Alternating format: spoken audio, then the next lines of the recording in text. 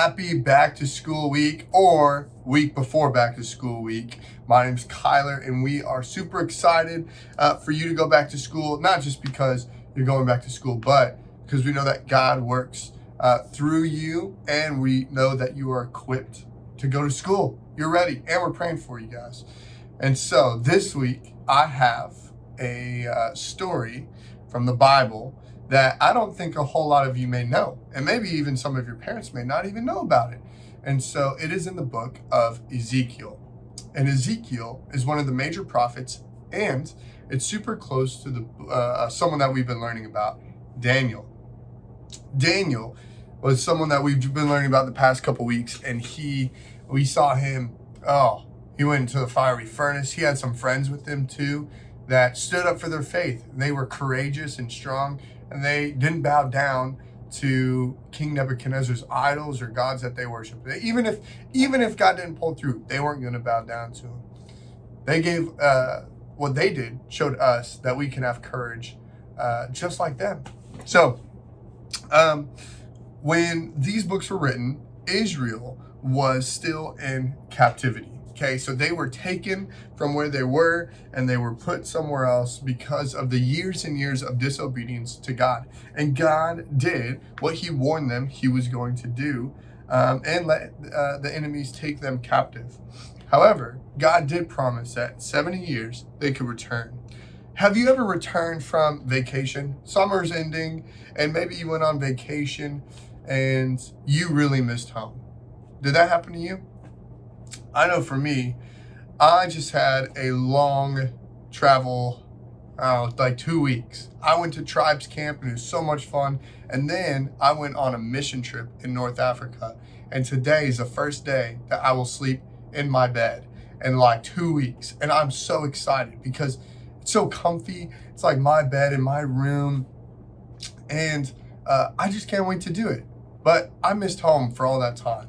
So this is the point, though, that the Israelites thought that they were going home to their physical home, but God had a bigger homecoming for them in mind. God wanted to bring them back to him, to restore friendship and relationship with him so that they could live with him forever.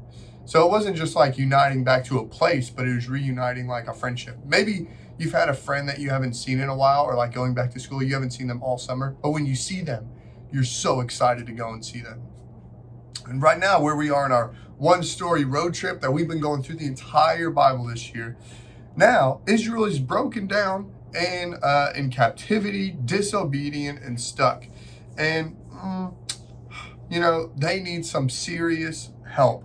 And our new series, starting this week, is called Roadside Assistance, is the turning point of where we see them, that we all need help, and help is on the way.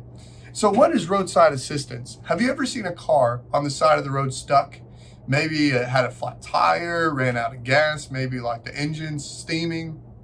You can call roadside assistance and they come and maybe they give you some gas, help you fix your tire, maybe even call you a tow truck to pull you away.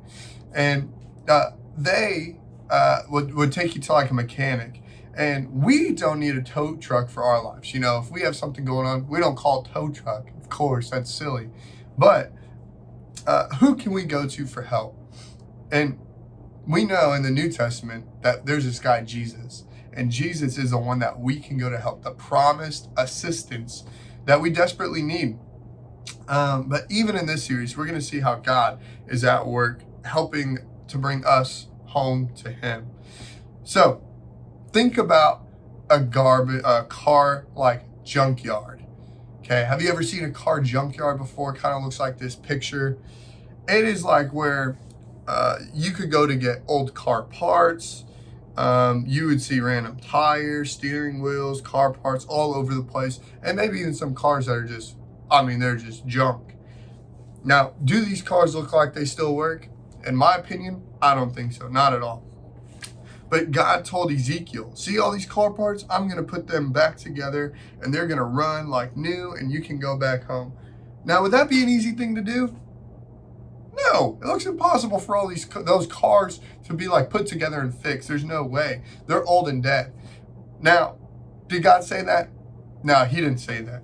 Not exactly with cars. They didn't have cars back then, of course.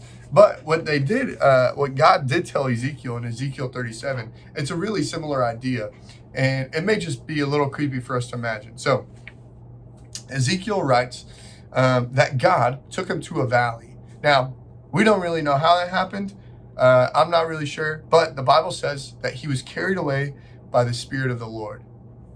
What does that look like? I'm not really too sure. But I believe it because it's in the Bible. And I believe the Bible's true. And so I don't understand everything, but I believe it. And I think God helps us through that. So maybe the valley looks something like this, though. Maybe it had two big hills on either side. It was dry. And you and God, picture this. You and God are walking. And you notice there are a lot of things around your feet. Maybe a lot of like crunch, crunch. Are they leaves? Nope. Crunch, crunch. Branches? Sticks? Crunch, crunch. No. Bones. People bones. They're scattered everywhere. Gross. Okay, gross. And God asked Ezekiel this question in Ezekiel 37, 3a. Then he asked me, Son of man, can these bones become living again? Now, do you think that they could if you saw a bunch of bones on the ground? I'd think no way, but let's keep reading. Ezekiel says this, O sovereign Lord, I replied, you alone know the answer to that. It's kind of like a trick question. He's like, hey, do you think that? I think you alone know the answer to that. And if you read, we're in chapter 37. If you look all the way back, you would see that God has done some crazy things in Ezekiel's life that Ezekiel got to see happen. And so you also see he calls him sovereign Lord, which means he's in control, even while they're in captivity. And God was in charge. And so Ezekiel knew that God could do anything. So let's keep reading. Then he said to me, speak a prophetic message to these bones and say, dry bones, listen to the word of the Lord. This is what the sovereign Lord says. Look, I'm going to put breath into you and make you live again. I will put flesh and muscles on you and cover you with skin. I will put breath into you and you will come to life. Then you will know that I am the Lord. But God wants us to know that he is the sovereign Lord. And in the end, he says he is the Lord. No matter how dead or how hard or broken things look, God is the one. And it is easy for God to fix whatever's going on. And that was true then, and it is true now. And so imagine Ezekiel repeats this message to the bones, okay? He starts repeating, and suddenly, while he's talking, these bones start to move. And they start to like form. And then you start to realize they're forming into skeletons. Now, they need help. They are not alive. And they're all over the place. You know, these skeletons would just be all over. And then on top of that, the skeletons start to have muscles appear and skin forms. And I don't know about you, but it would seem like a movie or something. But it is real. There's no special effects. But are they alive? No, they're not alive yet. And so they're a bunch of fully formed dead bodies laying all over the place. And they need help. They need life. And God is showing us a picture right now of what we need to.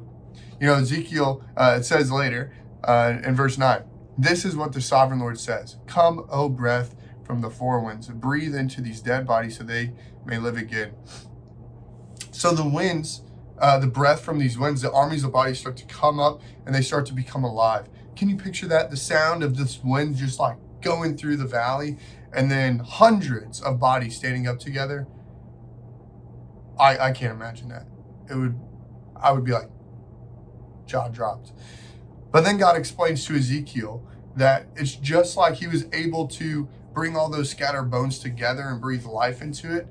He's able to do that for us by the scattered and also the scattered people of Israel. Remember, Israel's all dispersed. He says that he can bring them all together, breathe life into them, into a nation, and return them home.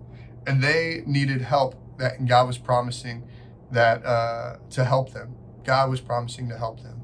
And so that's our icon for today. It's right here, okay? To help us remember how God can resurrect dead things. And God is so cool, and he can tell one story, and it means multiple things. Now, not only can God bring scattered dry bones or to life, or scattered homeless Israelites back home. God wants to help us too. We are like the dead bones or broken cars that are hopeless, disobedient to Israel. We have sinned, we've made mistakes, we've gone against God, and we can't fix ourselves. And we need Jesus. And soon we'll be learning more about Jesus, but he is like the master mechanic, and he knows how to fix us. He was human, and he came to earth, took our brokenness, was sinless, died on the cross so that we could be in a relationship with him and have new life with him. And Ezekiel's vision points us to Jesus and how we need the true eternal life. So, a couple questions. God asked Ezekiel this: can these bones live? And it was impossible question that God was really asking Ezekiel. Do you believe in me to do the impossible? Do you believe in God to do the impossible? Ezekiel believed God was a sovereign Lord. He was super in charge. He could do anything. But do you believe that?